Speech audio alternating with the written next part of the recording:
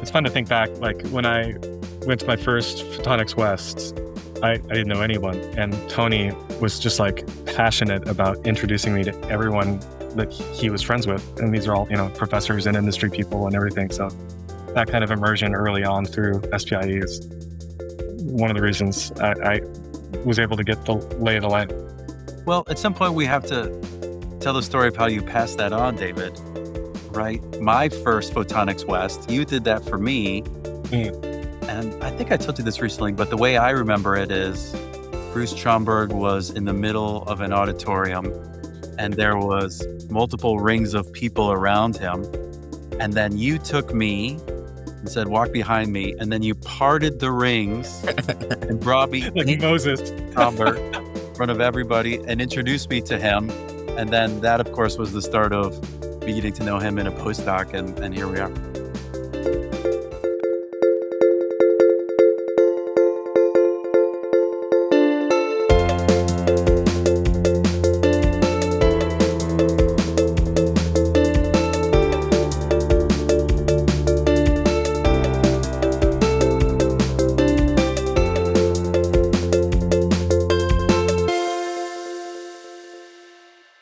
Hello, everyone, and welcome to the Biophotonics Discovery Podcast. Whether you're a seasoned researcher, a student just starting out, or you just love a good story about how light is used to solve big problems, this podcast is for you. We're making the discoveries in biophotonics accessible one episode at a time. So today is our second installment on our series on commercialization. And this series brings together stories and lessons learned related to commercialization and entrepreneurship in the biophotonics community. And today we are so lucky to have with us two guests from a biophotonics startup called Modulim, David Cuccia, the president and CTO, and Amaan Mazhar, the CEO. David, Amaan, and their team at Modulim are developing a commercial version of a technique that's typically either called Spatial Frequency Domain Imaging, which we abbreviate as SFDI, and sometimes it's also called modulated imaging. This is a technique that I use in my lab, and we've used it in the past for small animal tumor imaging, and we use it currently for clinical measurements of skin for a disease called scleroderma. Other research groups use it for a wide range of applications. I should also mention that I've known David and Amaan for a long time. I've been a customer of Modulim and have worked with them scientifically. I found SFDI to be a very powerful technique due to the specifics of the data it can provide. And David's PhD thesis at UC Irvine focused on the initial developments of SFDI. So David, maybe you can start by telling us a little bit about the technology. How does it work and what can you measure with it? Yeah. Well, first of all, thanks a lot for having us on this podcast. This is a pretty cool venue and my first time doing something like this. So I would love to tell you about SFDI. I think it means different things to different people, but generally the idea is it's a projection of light technology that uses smart illumination and digital camera detection of the light that's reflected back off of turbid media, tissue, for example, or transmitted. That helps you make sense of what's going on beneath the surface, maybe from 0 to 5 millimeters deep. Compared to other techniques, OCT, optical coherence tomography, can provide much higher spatial resolution, but at shallower depths. Diffuse optical tomography in general with contact probes can get much deeper, even through the brain, through large muscles, but is a lower resolution. So this kind of fits in that mesoscopic range. And in some ways, in the same range as like photoacoustic techniques. Photoacoustic techniques have, two different ways of generating signal, the source that generates shock wave and then light that detects the signal. This is all light, usually LEDs, but you can use lasers. Sometimes that's useful. And generally it solves the problem of decoupling some of the physics that's going on beneath the surface. And that unlocks new capabilities for diagnostics.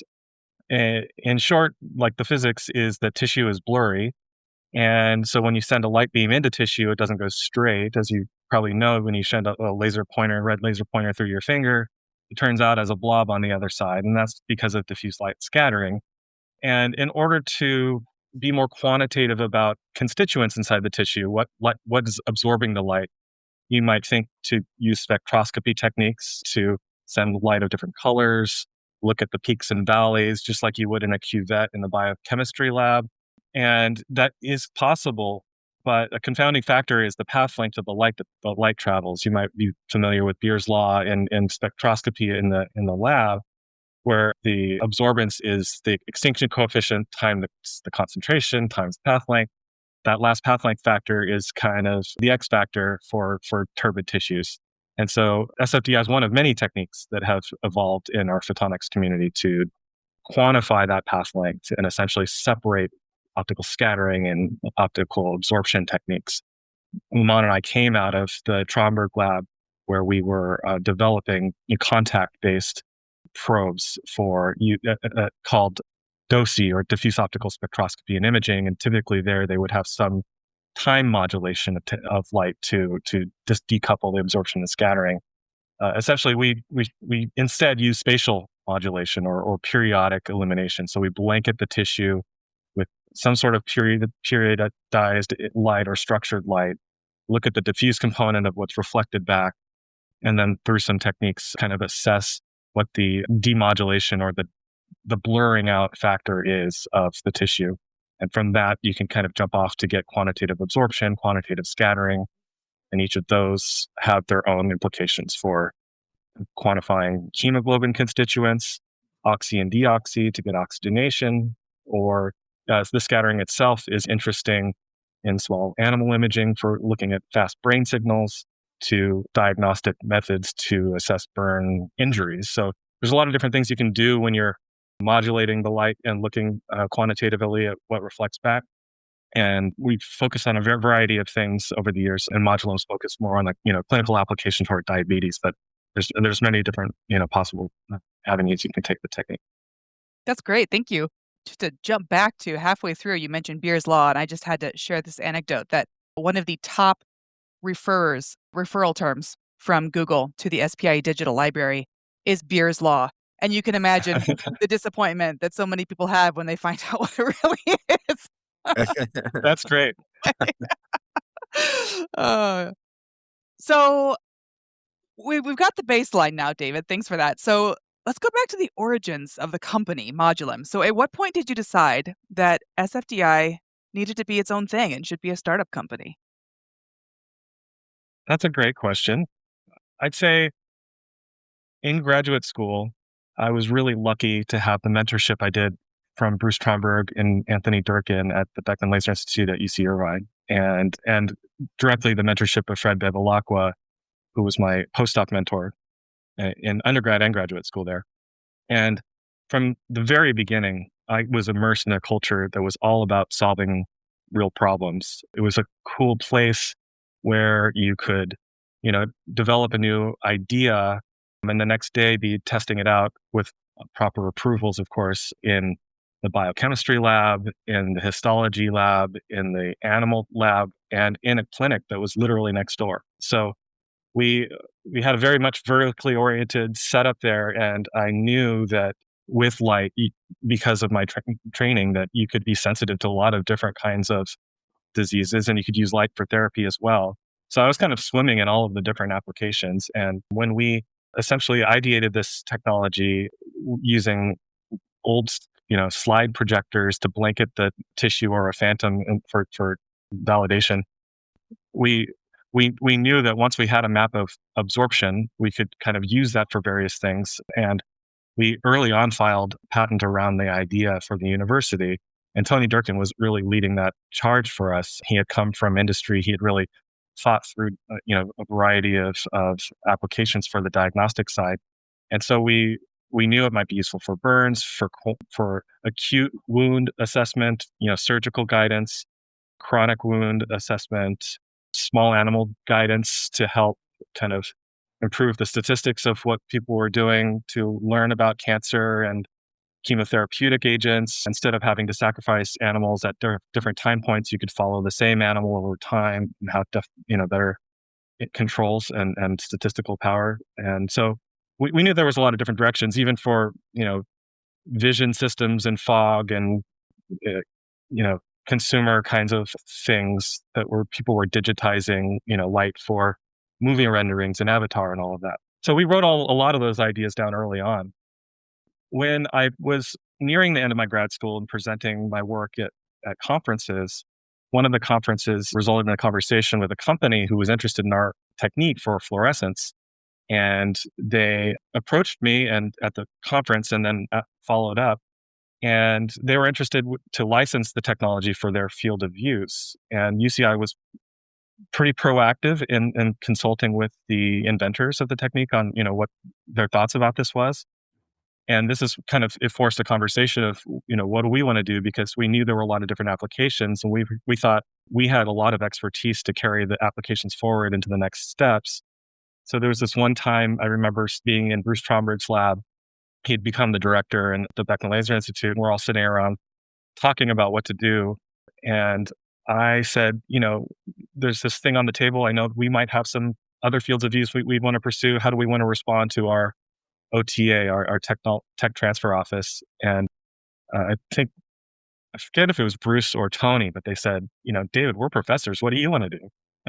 And that was the first time I really thought about carrying the torch forward beyond grad school. And that night, actually, I went to LegalZoom.com and formed a company for like $250. And that was the start. We were always been motivated to take the next step to make this technology become useful. And we have, a lot of ideas, maybe too many sometimes, about ways we can make it useful. And so, it was just taking the next steps to formalize that agreement at that point. And, many more years forward where we founded a company. When I graduated, I became PI of an SBIR project, which is government funding to help advance, promising ideas out of academia and reduce them to practice commercially. And about $10 million of grants later, and, with significant success, thanks to Amaan joining as the first researcher person running all of our SBIR projects, we were able to kind of do the additional validation we needed to know that this wasn't just, academically interesting. This is something that we could package in a way that could be delivered into a hospital. Someone without a PhD and intimate knowledge of the technology could deploy it and derive valuable clinical insights from it. So Awesome. So you addressed some of the original commercialization ideas that you had and the potential markets you saw. And you started to lead into my next question, which is how the two of you met. When did Amaan get involved? Amaan, I don't want to steal your thunder. I would say that the very origin was that you were so successful as leading the university component of our SBIR subcontract that I cornered Tony in his garage one night and asked him permission to hire you. And he, of course, was very excited that that was an opportunity for you. And so I will hand it off to you. What was your experience there? Well, I was first introduced to Beckman and UCI through my undergrad researcher lab at Rice. And I came and visited and met the team at BLI and was immediately impressed with how translational the research was. And then got matched up with the lab working in spatial frequency domain imaging. Just as David was graduating, I was starting in the lab. And so part of my training was essentially being on the academic side while the company was standardizing hardware and building hardware. And it was a really great partnership. We did some collaborations with other universities. By the time it came to my time to graduate, I was looking at postdoc opportunities. Life sort of happened. I wanted to finish off some papers. I met my future wife, wanted to stay in California. And then David sat me down for dinner and made the offer. And it was sort of the perfect transition for me. I wanted to see a technology all the way through lab development to impacting patients, and took a leap of faith, and it's been an awesome experience since then. So when you started the company I think it was over 15 years ago now, I believe it was called Modulated Imaging Inc. And then since then, you've combined it into this clever portmanteau that is Modulim. So it combines the original name. So did the name change correspond with a shift in the business or in the product? Oh, that's a great question. I thank you that you think it's clever. It's not my doing either. Anthony Sloan was very clever in how he thought of our branding, and it was part of a branding exercise. And part of us growing up, we wanted to have something that was easy to be able to say and share, sometimes spell correctly, and it worked out quite well to put them together. Modulated imaging referred to this periodic illumination that we were founded on. And I'm quite proud of our original slogan, everything in modulation, which I was sad to give up, but it's still there in the background. Oh, yeah, Um, absolutely. but now it's see beyond, and we're using light to see beyond the surface of tissue as see beyond into the future, and I like that one too. So I will add it also was a signal kind of internally and externally to transition from our first chapter where we were basically an R&D company and selling to academia and doing basic research. At that point, we identified a market that we really wanted to pursue. We had a regulatory strategy that was coming together. We were going out to start raising capital for solving a specific medical problem. And so that whole sort of transition happened at the same time to really take us to the next step in terms of how we were thinking about medical problems as opposed to research problems that may be in the lab. Great, Awesome. guys. Thanks. I've known you both for a long time, but I really, really enjoyed hearing those origin stories. Thank Of you for that. course. I mean, it was my privilege to have those opportunities. Not everyone gets to be in that kind of situation, and I was very fortunate to have a lot of support from Bruce and Tony and Fred. All right. So let's talk about money and funding. So, it's my understanding that Modulim, modulated imaging before that, has been funded through a number of different mechanisms, including federal funding through mechanisms like the SBIR and STTR pathways, but also traditional venture capital, corporate venture capital, and angel investors. So you've seen a pretty broad array of different mechanisms. Amaan, I want you to tell us a bit about what you've learned related to funding. So we know, for example, that federally funded grants like the SBIRs and STTRs are non-dilutive, which means you get to keep full control over the equity of your company. So, for example, what are some of the signals or milestones that indicated to you that Modulim was ready to seek these alternative funding sources like traditional and corporate VC, which often require you to share a certain amount of equity? Can you tell us a bit about that? When we were closer to pursuing a medical market and going towards the FDA, there were different things that we needed to do that aren't covered by SBRs or STTRs. And so at that point, venture funding is not only about the capital, it's about validating that there's a business model there and there's a market there and there's a potential value to stakeholders. It's a really change in the mindset. And I think if you compare that to medtech compared to other industries, it's a pretty big challenge. We had, 7 to 10 years of development of the technology to de-risk it, to standardize hardware, standardize software, experience with customers on the research side to get to a point where we could build an infrastructure to go to the FDA.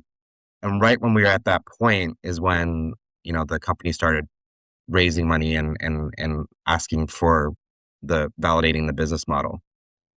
Our approach ended up being a combination of, we got some initial funding from the Co-Fund, which is an Orange County based institution. They know UCI, they're based out of UCI. So there was some familiarity with David and the rest of the team. And then we also had some initial funding from Hamamatsu because they have a focus and knowledge in photonics as well. And so that sort of then grew into so that there's some other strategic venture partners in the following rounds. Okay. Oh, that makes sense. But maybe I can push you a little bit more. We're thinking about how we can help others in the community and say there's another startup. How do you know when it's too early to go talking to potential strategic partners or more traditional VC? Like, is there clear indicators that say it's time to seek these different pots of funding? I think when you have a confidence about the market and you've done some assessment of the problem that you're solving, it's good to have that conversation. It's also okay to have that conversation and get those people to get to know you and what's driving you.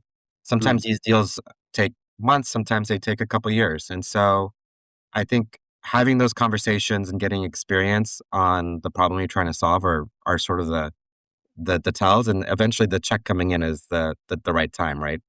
yeah. Yeah. Okay.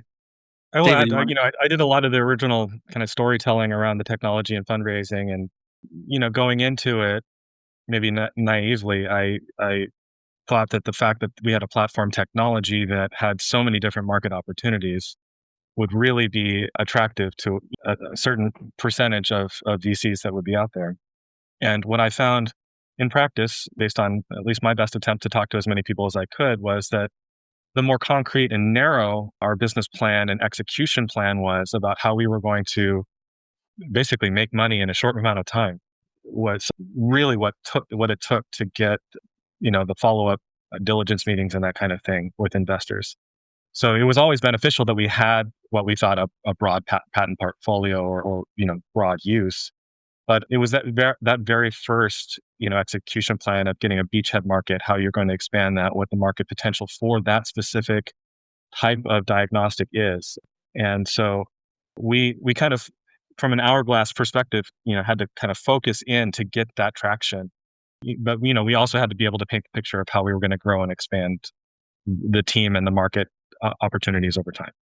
And just to also emphasize the team part, that's also right around the time where we brought in people with commercial experience, both as consultants, as part-time members or full-time members. It was, we hadn't done it before. And so that also signaled a change in to the external world that we were ready to take that next step and focus in on a solution for a problem. That's right. Like in terms of advice to budding entrepreneurs, I think one thing that keeps coming back is VCs that say that they're okay with tech, CEO founders as long as they're teachable and are interested in kind of replacing at least parts of their responsibilities and can grow a team and has shown that, eagerness to specialize and to get the right, team in place. Okay. So let me test a hypothesis that's forming in my head. So plenty of startups pivot or don't know exactly where to point their technology. And as you mentioned, David, right, you have this potential platform technology, SFDI, that could have many different applications and many different markets, but you probably have to pick one and push it in order to actually convince people to give you money. So those earlier stages with the SBIRs, STTRs, you view that as a time where you can kind of explore the space and see what's going to take off, see what has the best legs in terms of application and market. And then once you've decided on that, maybe that's when you start looking for people like corporate strategic partners and traditional VC. I think that's probably a good starting point, the way you phrased it. I would say if I were to critique my approach in the past, it was that I wasn't eager enough to kind of run those concrete ideas to practice and in parallel with all of the specific aims of the SBIR, be really working on validating my market assumptions, finding partners, getting customer, interviews, and really figuring out what the zeitgeist was in the market I thought I was going to pursue. Keeping your head down is probably a recipe for success. And, we've had good success in that, and some examples where I didn't kind of fast enough, work on that aspect of the marketing plan and the business plan. And so that's something that's important to always be working towards. Okay, great. Thanks, guys. I want to switch to regulatory issues. So I believe you have at least one FDA clearance and maybe you have more than that, but can you tell us a little bit about interaction with the FDA? Some startups get, for example, a regulatory consultant. Did you do that? And can you tell us specifically about your regulatory pathway? I think you did the 510K, right? Can you tell people what that is? Yeah, sure. We did a 510K through a pretty well-established product called MUD. There's a lot of oximeters out there. For those who don't know, the 510K is basically a pathway that the FDA has to show substantial equivalence to a previous device. You talk about how your technology is similar and then validate the differences in the device through verification validation tests. So to your original question, we hired a regulatory consultant. We hired someone on the team that had experience getting devices through the FDA. We hired a quality consultant, all to put the infrastructure in place. I ended up writing our quality systems and procedures that lead to good design practices and can do all the sort of traceability of the requirements all the way to the specifications. Can you just tell us a little bit more about what a quality system is? I feel like some listeners won't have any idea what that is. Sure, it's one of the regulations from the FDA that your design and manufacturing have to follow procedures. There's lots of standards out there, and essentially you have to write everything from design to how you're manufacturing onto a process and document it. And then it gives the FDA confidence that you're designing a safe product because you have all these procedures in place. Since then, we've actually gone out and got something called ISO 13485, which is you get a firm to come in. We get annual audits on our procedures and how we're following them and how we're documenting everything. All medical devices companies have to have this type of thing in place. It's not only about design and manufacturing, it's also about follow-up. So once you have a product on the market, if something comes in like a complaint or a feedback, how you document it and move it forward in terms of good practice. So it's part of being in a regulated industry. Got it. So the indication of use for your 510K, tissue oximetry, is that correct? That's the product code. Our Okay. indication is measuring tissue oxygenation in tissues with potential circulatory compromise. Okay. Okay. And then I don't want to miss this piece. What application are you guys focusing on now? Yeah, it's a great question. So our indication from the FDA's perspective is pretty broad. Any tissue with potential circulatory compromise. The market that we have landed on is essentially preventing chronic wounds and amputations in patients with chronic diseases like diabetes, kidney disease, and peripheral arterial disease. We found that one of our customers, for example, 60% of the patients who are getting amputations due to diabetes, that's due to a loss of circulation in the leg, hadn't had a vascular assessment in the year before. That was pretty shocking to us. And if you look at some of the Medicare data, that number floats between 50 to 60%. So essentially what you're seeing is patients are showing up to a specialist with a wound that's so far down the pathway of amputation that they just get amputated. And so the current standard right now is at the point of care, every diabetes patient will get a visual check by whoever they're seeing to identify if there's an issue. And we feel and we've seen the clinical data that we can elevate that, both by doing an assessment where we take a picture of the bottom of the foot, and then from our clinical data that we published, the circulation signatures that can help navigate that patient to proactive care with hopefully better outcomes in the longer run. If you look at the kind of advanced practice centers, the ones that have what we call multidisciplinary care, where primary care, vascular specialists, podiatrists, nurses all partner to manage these patients, they can reduce amputations and complications up to 50%. The challenge is it's a lot of patients at risk. And so we are strongly of the mind that getting our type of solution, a better quantitative assessment at the point of care, is as a way that can enable healthcare teams to kind of collaborate and identify patients at higher risk and get them into proactive care where they're being missed right now. So in order for that product to be successful in this market, right, it's great that you're helping the patient or potentially helping the patient, but somebody also needs to either make money or save money. Yeah. Can you say a little bit more about who exactly is making or saving money? Yeah. That's a great Technology? question. So, and this is part of, our learning exercise here. We're focused on healthcare systems where the payer and the provider are aligned. So in our healthcare system, we know that their providers are the doctors that provide care to the patients, and then their payers, the insurance company, essentially. And oftentimes those are not the same people, but there are situations where they are the same entity. And so any sort of cost, like an amputation, which can be up to $60,000, goes and hits the same pocketbook, essentially. And so those groups are aligned and trying to identify at-risk patients earlier on in the process. And so we're focusing on those groups because they tend to manage larger groups. They tend to have more standardized procedures in terms of deploying new solutions and technologies out to their patients. So you're referring to what I sometimes call payviders, right? Like an example of that is Kaiser Permanente on the West Coast, and I think Geisinger on the East Coast is similar, right? But this is, I don't know, is this still the minority of healthcare systems in the US? Are there only a few places where the economics line up for this? There's also Medicare Advantage, which is also our higher risk patients, where providers are taking on risk on a per patient per month payment basis that this would line up with. We've also worked with patients with end stage renal disease or kidney disease, where there are more of these programs in place as well. And so part of that is matching the current ecosystem and that's being developed to help do more value-based care.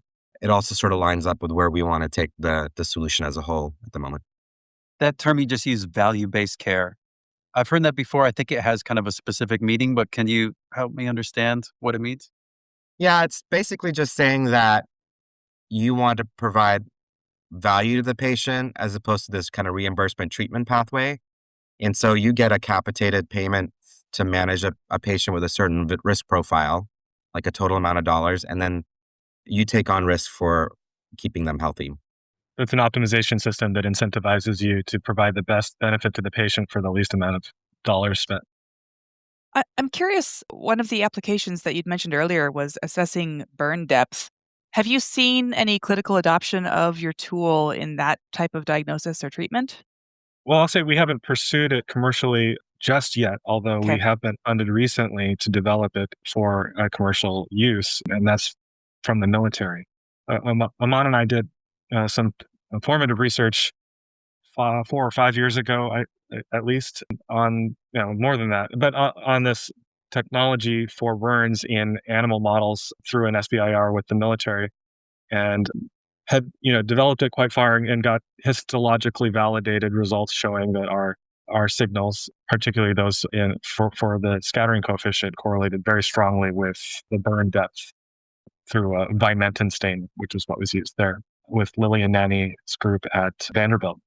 And since then, we pursued phase 3 funding for that award, and it kind of fell on deaf ears, and there wasn't a lot of interest at the time.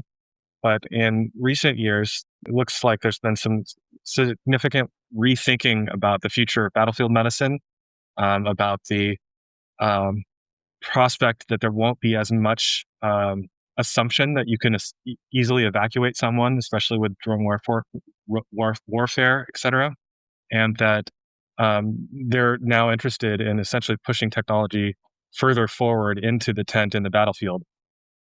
I would say just a couple of things that also in that story that's attractive is in terms of lessons learned.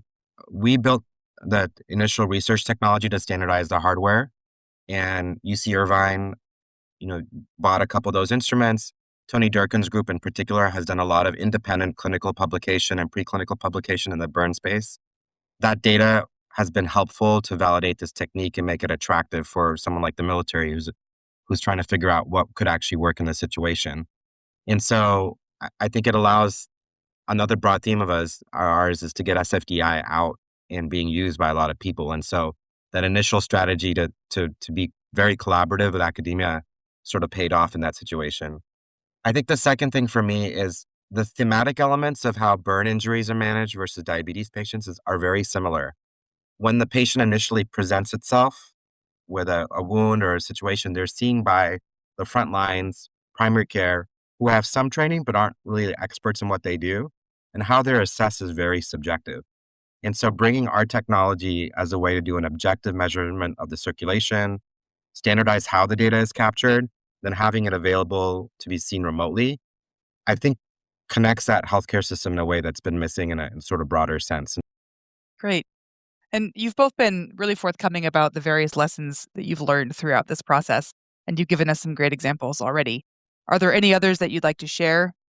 Any even missteps, face plants along the way that you want to tell other aspiring entrepreneurs about? Well, happy to share any and all.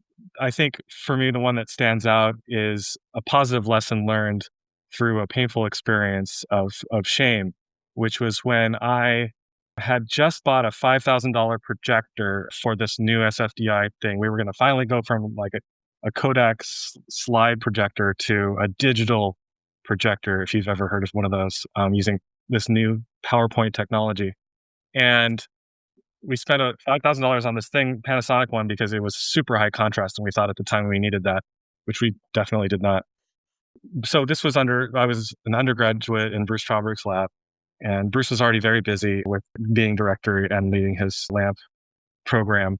And so I was just in the lab kind of by myself at a whim from one of the conversations that he and I had had, where he suggested that I somehow use the spinning filter wheel inside the projector and siphon off the TTL signal coming from that wheel so that I could synchronize an external camera and get video rate SFDI. And And so I thought that was great. And that night, it's 10, 11 p.m. at night, I'm in there with no previous experience with mechanical tools. I mean, I saw my dad build things as a kid, but I was always the, computer nerd. So I'm like, okay, well, I need a, you know, half-inch hole in the side of this plastic projector wall. That's easy. I've got this drill bit right here. So I get the drill bit. And of course, the drill bit catches on the plastic and runs straight through the motherboard of this $5,000 projector. And so I was just crestfallen. I, destroyed the thing. And I go next day moping into Bruce's office, ashamed and having to admit this. And I walked in. He's like, David, what's going on? What's wrong? And I said, oh my gosh. I told him I'd broken this projector. And there was this pause. And then he said, that's great. And I said, what? He said, you were actually in the lab working hard late at night and trying to make something work that we just talked about? Like, that's amazing. Of course, we'll fix it. No problem, blah, blah, blah. Oh, Bruce. It's been amazing. Right. He's pathologically optimistic about things. But generally, that was a great learning experience for me. And I'm obviously grateful for it. Is not being afraid to take risks, especially when you have nothing to lose. Like somehow that early graduate student mindset, I haven't totally lost. And I'm always doing kind of wacky things that distracting from what I should actually be doing. But taking those risks and encouraging a culture in your company of people, failures are learning opportunities, and that kind of attitude has always been positive and helpful and reinforcing for me. Well, speaking of your early graduate student days, there is an internet legend out there that UC Irvine actually gave you an old printer room to use as your first office. True or false? True. Well, it's false that they gave it to me. I rented that office. Pay for it. It was Debbie Gordon's printer room. And so I lobbied to Debbie first on, a soft pre-meeting that if it would be okay with her if we put it in the office. And then I lobbied essentially to Deb Burney and the tech transfer office, could I rent it? And so that was, a long 3-month process of coming up with basically Irvine's first modern tech transfer agreement, where they agreed to rent me that, with 10 square feet of space, and anything I did in that room, I owned by myself, unless I collaborated with UCI. And then if there was joint ownership, IP would be jointly shared, all that kind of stuff. But yeah, I put a desk in there, put my head down, and started working on the grant. And this has been so fun. You're both so articulate. It's been wonderful. I know. It's a real pleasure to just listen to you guys. It is. I do have another question, though, and it has to do with evolution of the device itself and getting feedback from your customers or potential customers. This seems quite important, and also seems like it can be tricky because maybe you don't know who your customers are going to be or who your largest customers are going to be. Can you tell us or teach us a little bit about that? How do you get feedback, and how have you guys integrated it to change the form factor? And you mentioned this, but the form factor is changing pretty dramatically, right? Yeah. So, we went out to the market with a cart-based system and have a ton of really great clinical data. A lot of it is published. We're seeing signals in these patients that really identify the circulation issues that are underneath the skin before something happens. But when we started talking about operational logistics and getting it out there, there were a couple of things that really stood out. One was, if you're in a primary care setting where there's already a limited amount of space, carts aren't exactly ideal. It's one more piece of equipment. And so the question was, can you make this smaller so that we can not take up as much room? Smaller, also, we're able to have some efficiencies on how we can then place the devices from a cost perspective and a business model, kind of as a subscription model. And so all of that sort of aligned with the fact that we needed to take the feedback of this form factor and make it smaller. We had a plan there. It just needed to be our focus. I think the second thing is you can have a cool technology, but healthcare teams are always worried about integration. How do I fit this into my workflow? How do I not make this more work, right? And so we've done a lot of work in terms of how you think about patient input, how the data is synced and viewable in a software so that someone could look at it later. All of that sort of builds into the whole solution package and continues to be part of the work that we're doing. And it becomes a partnership. Some larger customers have thoughts and different EMR, electronic medical records and things that they have that if they put in their commitment to be early adopters with us, then we can work with them to get it into their hands in a way that fits their needs. And so that's sort of been the customer feedback that's so critical to find the right early customers. There's this very kind of commercialization curve that's out there. Early adopters and innovators on the buying side have their own profile. They are willing to jump in and partner with companies earlier on in the process because they want to help solve problems. It's really critical early on to figure out if you're working with the right customers because they are going to make or break how you scale. They're the ones who are going to be your initial referrals to say, hey, this technology is great. Let me go talk to my community and talk about how this is going to be the next big thing for how we manage our patients. And those customers, you want to start talking to them early on. Thanks, And Amaan. think through, I'm sorry, just to add on, think through who the customer really is. Like we were talking about the insurance companies being an aligned customer for us in this capitated healthcare world. In medtech, we have a lot of different customers, right? And as a startup entrepreneur, you have even more. You have, the patent office. You want them to approve your brand new technology, but then you want to turn around and convince FDA likely that you're just like this other guy, so you can go through the 510(k) process. And then you'll convince investors as a customer of your technology that they should fund you to do this brand new thing. And then you should go back to Medicare and tell them it's just like this other thing, but nothing to see here. So there's a lot of perspective and empathy and context switching that's required. Customers can mean different things, but at the end of the day, who actually is going to give you money to do the thing or pay for your service or technology? It's not always the physician. Sometimes it's just the patient. Some things are just cash types of businesses, and sometimes it's the insurance company. And so really think through that. And even if you think the real customer's the hardest one, start working out on day one and figure out your early beachhead opportunities and paths, but always keep an eye and an effort, iron in the fire for the long term. If you want to make something that's effective, learn from what you've just you experienced and make new decisions based on new data. Yeah, I mean, one of the things that's in our values is to be data driven. And I remember the first few devices we placed out there, we had some analytics and how often people were using our device. And we had two or three different customer profiles that we had benchmarked, and you could tell which ones were using it more in the customer profile. And then you go in and you dig in on why they're using it.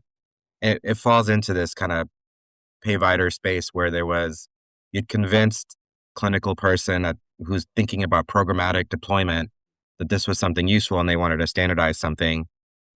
And that's the match that we've sort of are pursuing right now after we address some of the other product things that we want to work on.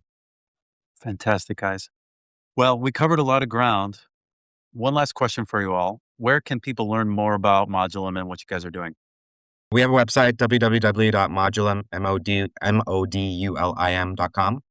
And then we're also on LinkedIn. Feel free to connect with either David or myself as well. Fantastic. And for the listeners, who might be listening to this in 2026, we're recording it here right before the holidays.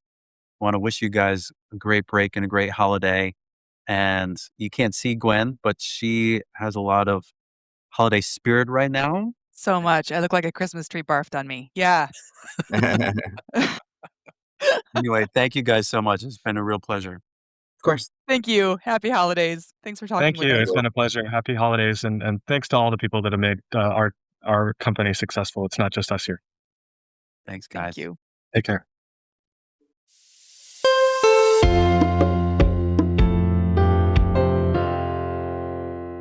If you enjoyed this episode, please subscribe, leave us a review, and share it with your colleagues.